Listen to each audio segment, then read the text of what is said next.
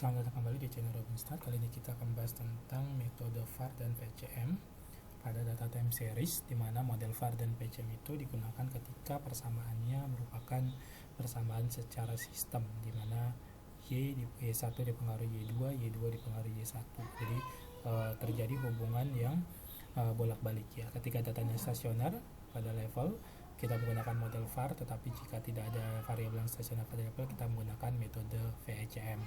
Sebelum lebih lanjut, para sahabat dapat like, komen, dan subscribe untuk mendapatkan informasi video menarik lainnya. Kita akan coba menggunakan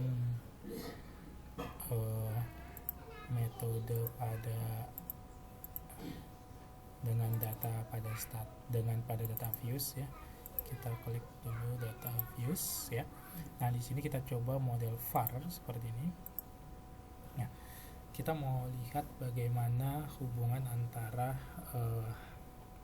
data IAK dari perumahan LGA dengan kesehatan, apakah saling berpengaruh atau tidak. Kita uji stasionaritasnya dulu.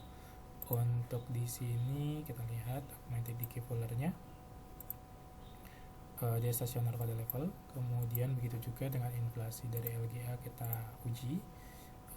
Kita lihat unit rootnya kita uji. Nah, di sini juga dia stasioner pada level. Oke, selanjutnya kita uji apakah terjadi hubungan dua arah ya. Terjadi hubungan dua arah atau tidak. Kita lihat di sini namanya menguji hubungan bolak-balik menggunakan namanya vector auto regression. Nah, jadi siapa di sini yang dianggap pertama sebagai endogenous, siapa sebagai exogenusnya. Nah, ini misalkan di sini adalah kesehatan dipengaruhi oleh IAK LGA, misalnya seperti ini. Nah, kita lihat di sini tinggal diokekan saja. Nah, nanti dia sampai lagnya berapa ini. Nah, lagnya banyak ya. Jadi kalau kita mau melihat ininya, sebaiknya kita bisa menguji namanya di sini tes yang bisa digunakan bisa autokorelasi dan normal residualnya ya. Nah, di sini ternyata dia tidak normal. Nah, kemudian sebelumnya itu kita harus menguji dulu sebenarnya bagaimana lag optimumnya. Jadi lag optimum itu sampai seberapa jauh dia berpengaruh gitu ya. Jadi kita bisa lihat multivariat di sini lag selection antara si kesehatan dan si rumah ya. Kita buat maksimum 24 atau bisa kita pilih maksimumnya berapa. Misalnya kita mau tertarik sampai 10 saja misalkan. Oke. Nah, kita lihat di sini, cari yang kriterianya paling banyak bintangnya. Nah, ternyata cukup sampai lag 2 saja. Jadi lagnya nggak usah banyak-banyak di dalam VAR-nya ya. Nah, di sini kita di dalam kekurangannya, kalau di dalam VIS dia langsung 2 persamaan keluar. Kalau ini satu-satu. Jadi kita ngerannya 2 kali. Untuk VAR yang pertama adalah kesehatan dengan LGA, kita buat lagnya 2. Nah, kita lihat di sini.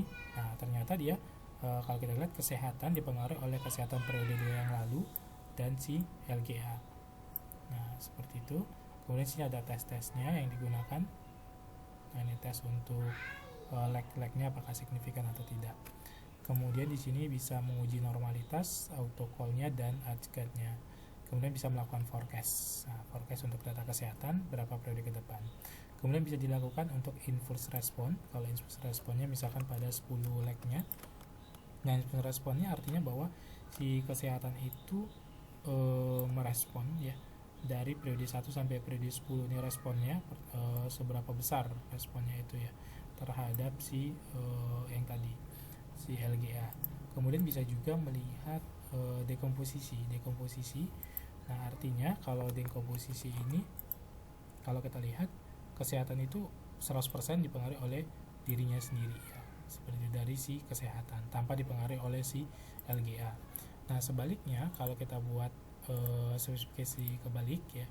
Nah, ini sekarang dia di sini, LGA-nya yang di sini. Nah, ternyata si ini kok bahan makanan ya. Oke, LGA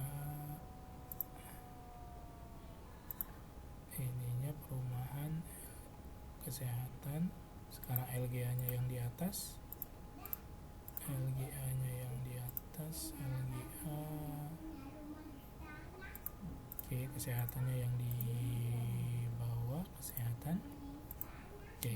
Nah, kalau kita lihat di sini ternyata sih perumahan juga dipengaruhi oleh LGA periode yang 2 yang lalu dan kesehatan ya. Kemudian kita lihat di sini Darwin Watson-nya dan sistem-sistem lainnya. Kalau kita lihat di sini impulse responnya, nah ternyata si LGA itu merespon seperti ini kalau terjadi goncangan di kesehatan. Sebaliknya untuk dekomposisinya, nah seperti ini terlihat dari dekomposisi dari LGA, semuanya 100% oleh LGA juga seperti itu. Nah, selanjutnya bisa kita lakukan di sini adalah tes-tes yang seperti standar ya, normalitas datanya. Nah, ternyata nggak normal, jadi butuh spesifikasi modelnya lagi gitu ya. Untuk autokorelasinya dia tidak mengalami autokorelasi dari leg 1 sampai leg ke-12 seperti itu. Nah, itu kalau menggunakan model VAR ketika kedua data ini dia berbentuk dia stasioner pada level. Nah, kalau datanya tidak stasioner pada level, misalkan kita menguji tadi mau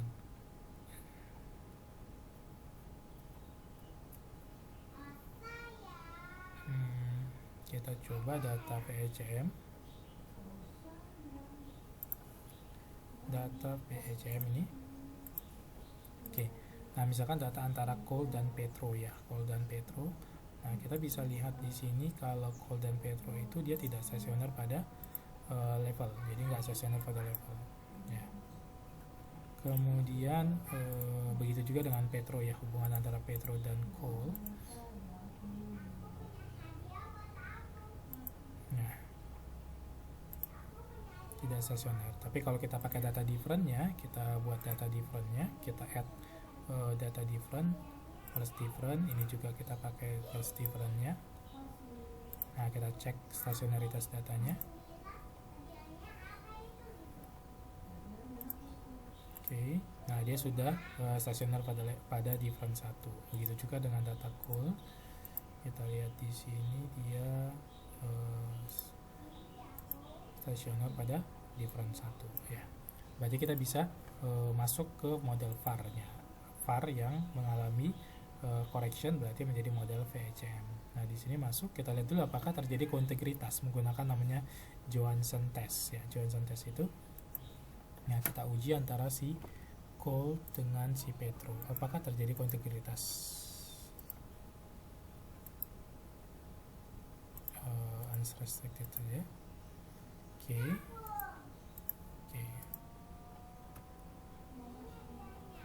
Oh, di sini minimal 2 ya. Kalau di sini bisa kita buat petro, petronya masuk dengan si coal masuk lagi ke sini. Nah, jadi dia minimal 2 kalau di menggunakan si Gretel ya. Jadi kita pakai data yang tadi, bisa pakai data yang tadi ya, data VAR tadi juga bisa kita gunakan. Misalkan kita anggap pendidikan ini tidak stasioner pada level ya. Nah, jadi kita tinggal masukkan tadi cara ngerannya, multivariate cointegration, kita uji ya. Misalkan ini tadi pendidikan dengan LGA, sedangkan di sini sandang dengan makanan jadi misalnya. Nah, ini ya. Seperti ini. Nah, ini terjadi, apakah terjadi kointegrasi enggak? Nah, ini terjadi pada 0 kointegrasi ya. Jadi tidak terjadi kointegrasi gitu. Minimal 0 berarti. Kalau satunya enggak ada. Oke. Ya, tapi kalau misalkan ada, berarti kita bisa lanjut ke model VECM-nya. Nah, tinggal masukkan saja. Kemudian sama seperti VAR tadi ya, ranknya tadi 0 ya, karena harusnya minimalnya 1 ya. Tadi kalau 2 jadi dipilih ranknya tadi itu. Oke, seperti ini. Nah, ini model persamaan pendidikan dipengaruhi oleh ini. Kemudian ini si perumahan dipengaruhi oleh ini. Sama seperti tadi, kita bisa melihat impulse response dan variance decomposition. Seperti itu. Tasnya juga sama ya. bisa uji normalitas, autocall, dan arcs ini untuk masuk ke heterokedastisnya. Kemudian di sini juga biar lagnya nggak terlalu panjang, kita sama seperti model var tadi, kita pilih lagnya. Jadi kita pilih lag data yang optimum. Nah, kriterianya seperti ini. Nah, ternyata dia lagnya memang sampai 12. Paling banyak itu kalau nggak 12.